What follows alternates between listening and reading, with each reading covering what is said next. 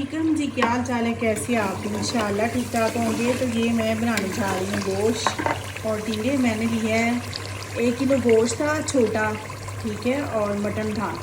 उसमें मैंने ऐड किया पानी थोड़ा सा और हांडी में डाल के रख दिया और उसमें मसाले ऐड किए। 1 चम्मच रेड चिली, 1 चम्मच रेड मिर्च, 1 चम्मच नमक, 1 चम्मच धनिया पाउडर, 1 चम्मच हल्दी, आधा चम्मच मैंने ज़ीरा, ठीक है। ये ऐड करके मैंने उसको चढ़ा दिया हांडी को, ठीक है।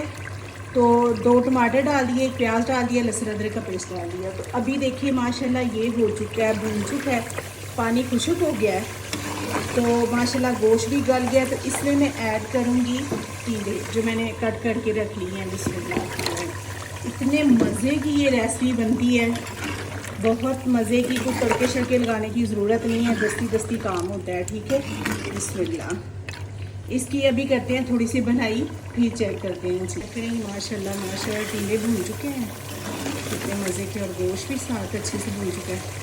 तो अभी इसमें ऐड करूँगी थोड़ा सा पानी जिसमें ये गल जाए और थोड़ा सा शोरबा रह जाए, ठीक है।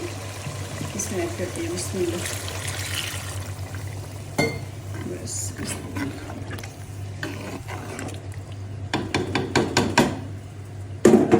इसको करते हैं बंद।